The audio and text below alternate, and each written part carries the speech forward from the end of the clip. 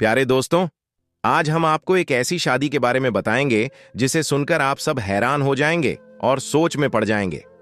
जब शादी वाले दिन दूल्हे ने दहेज में कार की मांग कर दी, तो फिर दुल्हन ने जो किया वो किसी ने सोचा भी नहीं था कि ऐसा भी हो सकता है। तो दोस्तों, दुल्हन ने क्या किया था इस बारे में आगे हम आपको वीडियो में बताएंगे। लेकिन वीडियो में आगे बढ़ने से पहले आप तमाम लोगों से गुजारिश है कि अगर आपने इस वीडियो को लाइक नहीं किया है तो आगे बढ़ने से पहले लाइक कर लें, और अगर हमारे चैनल को सब्सक्राइब नहीं किया है तो इस चैनल को सब्सक्राइब जरूर कर लीजिएगा। दोस्तों, गुजरात के अहमदाबाद में दो परिवार के बीच लड़का और लड़की की शादी तय हो गई। फिर कुछ दिनों के बाद उनकी मंगनी यानी सगाई भी हो गई। लड़की काफी अच्छी पढ़ी लिखी थी। सगाई के बाद तकरीबन 1 साल का वक्त गुजर गया। उसके बाद वो दिन भी आ गया जब लड़के वाले लड़की के घर बारात लेकर पहुंचे तो लड़के वालों का शानदार इस्तकबाल किया गया। लेकिन निकाह से पहले लड़के ने एक कार की मांग कर दी, यानी निकाह से पहले वो कार मांगने लगा। तो ये सुनकर लड़की का बाप और उसके तमाम घर वाले बहुत ज्यादा परेशान हो गए। जब लड़की को उसके बारे में पता चला कि लड़का दहेज में कार मांग रहा है तो दुल्हन ने शादी करने से इनकार कर दिया। यह देखकर लड़की का बाप लड़की को मनाने में लग गया। बेटी, अगर शादी नहीं हुई तो हमारी बेइज्जती हो जाएगी, हम लोगों में मुंह दिखाने के लायक नहीं रहेंगे। बेटी, तुम शादी के लिए इनकार मत करो, तुम हां कर दो। तो लड़की ने कहा, बाबा, आप मेरी शादी ऐसे शख्स से क्यों कर रहे हैं जिसको अपने होने वाली दुल्हन से कोई मोहब्बत नहीं है, बल्कि दुल्हन के साथ आने वाले दहेज के सामान से मोहब्बत है। बाबा, मेरी जिंदगी वहां पर क्या जिंदगी होगी जहां पर मेरी इज्जत, मेरे इल्म, मेरे हुनर मेरी शादी की वजह से नहीं, बल्कि मेरे साथ दिए जाने वाले दहेज के सामान, फ्रिज, कूलर और दूसरी महंगी चीजों की वजह से होगी। यह सुनकर लड़की के बाप की आंखों में आंसू आ गए। वो कहने लगा, अगर ये शादी नहीं हुई तो लोग क्या कहेंगे? हमारी इज्जत तो खाक में मिल जाएगी, हम लोगों के सामने सर उठाने के लायक नहीं रहेंगे। बेटी, जब मैंने इतना सब कुछ किया है तो मैं कार का भी इंतजाम कर लूंगा।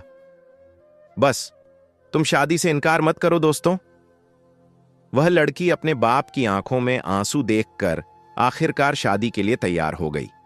उसके बाद शादी हो गई। शादी के 2 दिन के बाद लड़की के बाप ने कार का इंतजाम कर दिया। लड़का कार पाकर बहुत खुश हुआ। उसके बाद वो अपनी बीवी को बैठाकर घर जाने लगा।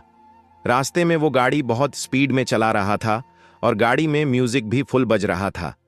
ये देखकर लड़की कहने लगी कि म्यूजिक की आवाज को कम करो और गाड़ी की रफ्तार भी धीमी करो।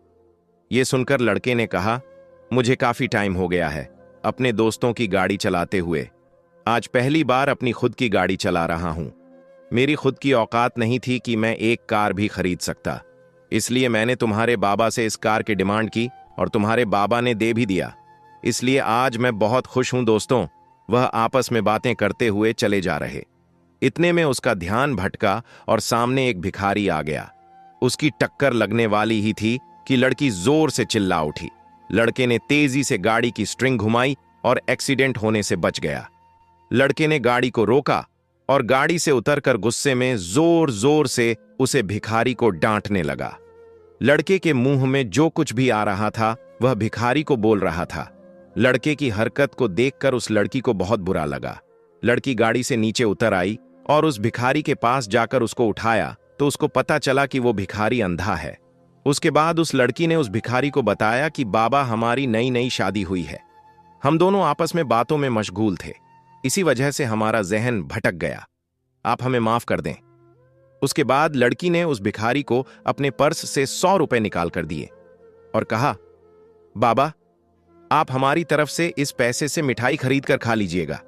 लड़की उस भिखारी से बातें कर ही रही थी कि इतने में वह लड़का बोला, तुम जैसे लोगों की वजह से ही यह भिखारी लोग सर पर चढ़ते हैं। ये ऐसे ही होते हैं जो जानबूझकर गाड़ी के आगे आ जाते हैं ताकि उनको बाद में उसके बदले में कुछ पैसे मिल सके। ये सब भिखारी ऐसे ही होते हैं। ये सुनकर वह लड़की को बहुत बुरा लगा। वो लड़की अपने शौहर से कहने लगी, यह जो भिखारी होते हैं यह सुबह उठकर दर दर भीख मांगते हैं, तब जाकर उनको थोड़ा बहुत खाने पीने को मिल जाता है। और जहां पर मेरे बाबा ने मुझे पाल पोस कर बड़ा किया, उन्होंने अपना सब कुछ आपके हवाले कर दिया। आपने जो कुछ भी मंगा वो सब कुछ आपको दे दिया। आप ही बताइए, यहाँ पर असली भिखारी कौन है? वो जो गाड़ी के नीचे आने वाला था या वो जो गाड़ी चला रहा था? दोस्तों, अपनी बीवी की जुबान से यह बात सुनने के बाद लड़के का होश ठिकाने में आ गया। उनके कान ऐसे खुले के खुले ही रह गए। उसे इस बात का एहसास हो गया कि यहाँ पर असली भिखारी कौन है। उस लड़के ने शर्म के मारे अपनी गर्दन को नीचे झुका लिया। यहाँ पर असली भिखारी तो वो लड़का था। उसे इस बात का खुद एहसास हो गया था। लड़का इन बातों को सुनकर उस लड़के की आंखों में आंसू आ गए। तो दोस्तों, दहेज मांगना भीख मांगने से बदतर काम है। वाकई बहुत बुरा काम है। अगर कोई बाप अपनी बेटी को खुशी से कोई सामान देता है तो दे सकता है, लेकिन कुछ लोग भिखारी की तरह लड़की वालों से दहेज की भीख मांगते हैं। यह सब बिल्कुल गलत है। जो लोग इस तरह से दहेज के बदले अपने बेटे को बेचते हैं, लड़की वालों से दहेज की भीख मांगते हैं, वो लोग खुद अपनी दुनिया और आखिरत का नुकसान करते हैं। दोस्तों, हम सबको इस बात का एहसास होना चाहिए कि दहेज नवाज मुआशरे में एक बहुत बड़ी लानत है। दहेज की वजह से ना जाने कितनी बच्चियां हैं जो अपने घरों में बैठी हुई हैं और उनका हाथ थामने वाला कोई नहीं है। हर लड़का या लड़की के माँ बाप अपने लड़के के लिए अमीर लड़कियों का रिश्ता तलाश करते हैं ताकि अपने बेटों का सौदा करके लड़की वालों से दहेज के नाम पर अच्छा खासा माल कमाया जा सके।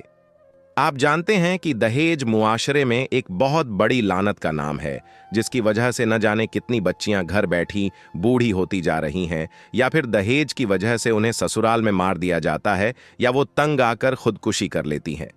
अल्लाह रब्बुल इज्जत की बारगाह में दुआ है कि मौला करीम हम सबको अक्ल सलीम आता फरमाए और सीधे रास्ते पर चलने की तौफीक आता फरमाए और दीन इस्लाम को समझने की तौफीक आता फरमाए और दहेज के नाम पर लड़की वालों को लूटने या उन पर ज़बरदस्ती करने से बचने की तौफीक आता फरमाए, ताकि हर लड़की अपने ससुराल में खुश रह सके, अपने शौहर का, अपने ससुराल वालों का खुशी खुशी हक अदा कर सके, किसी लड़की पर कहीं किसी तरह का जुल्म ना हो। अल्लाह तबारक व ताला हम सबको हिफ्ज़ व आमान में रखें। आमीन सुम्मा आमीन। दोस्तों, आज की वीडियो में बस इतना ही। मिलते हैं एक फिर नई वीडियो के साथ। तब तक आप अपना और अपनों का बहुत ज्यादा ख्याल रखिएगा।